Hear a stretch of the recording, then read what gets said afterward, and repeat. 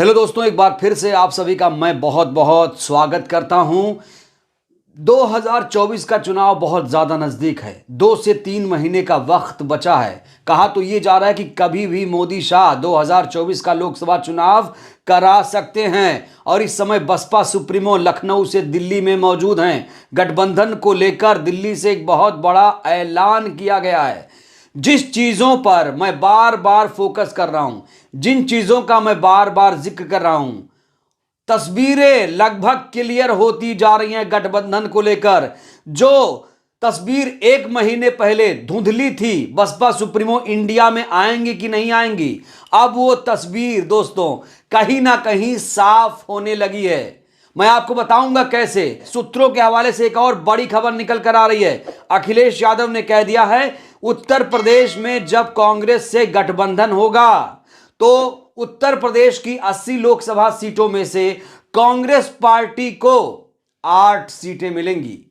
रायबरेली अमेठी तो पक्की है, लेकिन 6 सीटें और हैं लखनऊ कानपुर के आसपास की, वो सीटें जिस पर समाजवादी पार्टी मजबूत नहीं है, उन सीटों को कांग्रेस पार्टी को देने की बात कही जा रही है।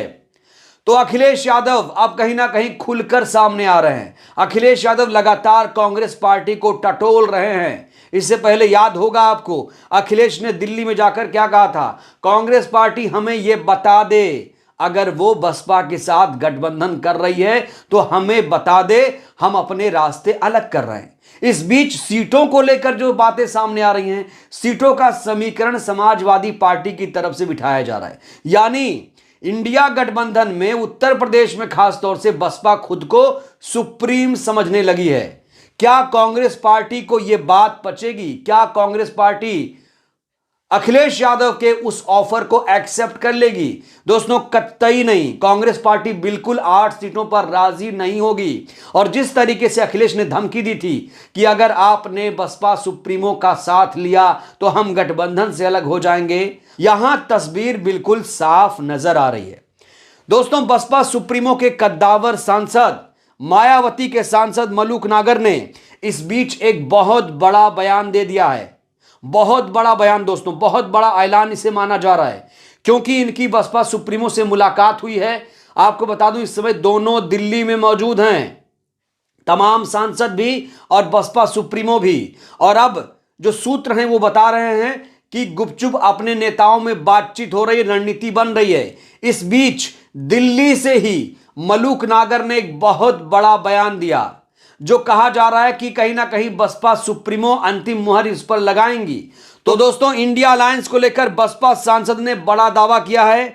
उन्होंने कहा है कि अगर बसपा इंडिया अलायंस में नहीं आई तो बीजेपी जीत जाएगी। यानी कुल मिलाकर अब बसपा भी ये समझ गई है कि उसका वजन इंडिया गठबंधन में कितना है। सारी पार्टियां एक तरफ उत्तर प्रदेश में और बसपा सुप्रीमो दूसरी तरफ, ये वजन रखती है उत्तर प्रदेश में बहुजन समाज पार्टी। आपको क्या लगता है? मलूक नागर जिस तरह से बयान दे रहे हैं वो ऐसे ही नहीं दे रहे हैं दोस्तों, यहां कहीं ना कहीं एक संदेश इनको गया होगा। हालांकि दोस्तों बसपा सांसद मलूक नागर जी ने यह भी कहा कि मैं जो ऐलान कर रहा हूं इस पर अंतिम फैसला बसपा सुप्रीमो को लेना होगा।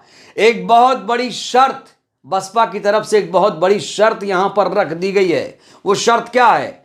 इंडिया गठबंधन में बसपा सुप्रीमो तभी शामिल होंगी जब उन्हें प्रधानमंत्री का चेहरा घोषित किया जाएगा। तो क्या इस बिंदु पर बातचीत हो रही है दिल्ली में? क्या माना जाए? क्या कहीं ना कहीं बसपा सुप्रीमो भी अब ये चाह रही हैं कि उन्हें पीएम का चेहरा बनाया जाए? जैसा कि मैं ग्राउंड पर जाता हूं, लोगों से बात करता हूं कि बताइए प्रधानमंत्री कौन, तो लोग एक सुर में बोलते हैं बहन जी बहन जी। दोस्तों आपको यह भी पता है कि अभी दलित प्रधानमंत्री देश को नहीं मिला है और 2024 उसके लिए बहुत ही मुफीद लग रहा है। जिस तरीके के समीकरण बन रहे हैं वो कहीं ना कहीं इस समय मायावती जी के पक्ष में जा रहे हैं। इससे पहले आपको याद होगा दलित प्रधानमंत्री की बात भी सामने आ चुकी है। कई नेता, इंडिया गठबंधन के कई नेता दलित पीएम की बात कह चुके हैं। हालांकि चेहरा खड़गे साहब को बनाया गया, लेकिन उस पर सहमति नहीं बन पाई है। खुद खड़गे साहब ने इस प्रस्ताव को अस्वीकार कर दिया है। तो अब एक ही चेहरा बचा है, बीएसपी सुप्रीमो। क्या बीएसपी सुप्रीमो इंडिया गठबंधन में शामिल होंगी? और दूसरा बड़ा सवाल, क्या बसपा सुप्रीमो ही प्रधानमंत्री का चेहरा होंगी? दोस्तों, अब कंडीशन कहीं ना कहीं जो रख दी गई है बसपा की तरफ से, ऐसा लग रहा है कि इसी पर कुछ बातचीत हो रही है। अभी बसपा सुप्रीमो दिल्ली में हैं और 15 जनवरी को उनका जन्मदिन भी आने वाला है, उसको लेकर भी खास तरीके की तैयारी चल रही है। तो दोस्तों, इस बीच कांग्रेस पार्टी ने बसपा में दिलचस्पी लेना शुरू कर दिया है। कांग्रेस पार्टी यह समझ चुकी है कि बिना मायावती जी के उत्तर प्रदेश में वो कमाल नहीं कर पाएगी इंडिया गठबंधन, जो उसे करना चाहिए। क्योंकि इंडिया गठबंधन कोई मजाक नहीं है, इंडिया गठबंधन बहुत गंभीर गठबंधन है और इसे हल्के में नहीं लेना चाहिए। जैसा कि अखिलेश जी पर भी आरोप लगता है कि अखिलेश जी इंडिया गठबंधन को सीरियसली नहीं ले रहे हैं, तभी तो वो पीडीए की बात कर रहे हैं, पिछड़ा दलित अल्पसंख्यक की बात कर रहे हैं कि उन्हीं के साथ अल्पसंख्यक है। ये बात और है कि अखिलेश जी बिना न्योता के ही राम मंदिर का दर्शन करने के लिए बेताब हैं। उनकी पत्नी डिंपल यादव भी ये बयान दे चुकी हैं, भले ही हमें निमंत्रण नहीं आया, हम तो राम मंदिर के उद्घाटन के मौके पर वहां दर्शन करने जाएंगे। तो भाई, आपको दलितों का वोट चाहिए, अल्पसंख्यकों का वोट भी चाहिए, आपको राम मंदिर का दर्शन भी करना है, आपको हिंदुत्व पर राजनीति भी करनी है, तो ये चलेगा नहीं। अभी बसपा सुप्रीमो ने जो ट्रैक पकड़ा है उस पर ही सभी पार्टियों को जाना पड़ेगा। अंबेडकरवाद बनाम हिंदुत्ववाद की लड़ाई शुरू हो चुकी है और जो जो लोग सॉफ्ट हिंदुत्व की राजनीति कर रहे हैं उनकी राजनीति खत्म हो जाएगी। जो विकास, संविधान, लोकतंत्र की बात करेगा वही पार्टी आगे बढ़ेगी। मैं फिर कह देता हूं। तो बसपा सुप्रीमो ने बीजेपी की लीग से हटकर एक लीग बनाया है, संविधानवाद, संविधान की रक्षा की बात कर रही हैं, अंबेडकरवाद की बात कर रही हैं और इस समय संविधान को बचाना बहुत ज्यादा जरूरी है। 2024 का चुनाव बहुत ज्यादा महत्वपूर्ण है, मैं बार बार इस पर जोर दे रहा हूं। दोस्तों, एक जानकारी मैं आपको यहां पर और देना चाहता हूं कि दलित और मुस्लिम ही खेल बनाएंगे, बिगाड़ेंगे। इस समय अगर मैं बात करूं पूरे देश में तो 80 सीटों पर मुस्लिमों का प्रभाव है, मुस्लिम वोटर्स का प्रभाव है लोकसभा चुनाव में, और 84 सीटें एससी समाज के लिए रिजर्व हैं। अगर इन सीटों को एक साथ मिला लिया जाए तो 164 सीटें हो जाती हैं। इस पर एकदम आराम से फतेह हासिल किया जा सकता है, बशर्ते मुस्लिम और दलित को एकजुट होना पड़ेगा। और यही कोशिश है बसपा की भी, यही कोशिश है कांग्रेस पार्टी की भी। दोस्तों, इस समय गठबंधन को लेकर जो पूरा माहौल है, तस्वीर है, बदल चुकी है। अब सबसे बड़ी प्लेयर बन चुकी हैं बसपा सुप्रीमो। हर कोई इंडिया गठबंधन में अब बसपा सुप्रीमो को लेकर बातचीत कर रहा है।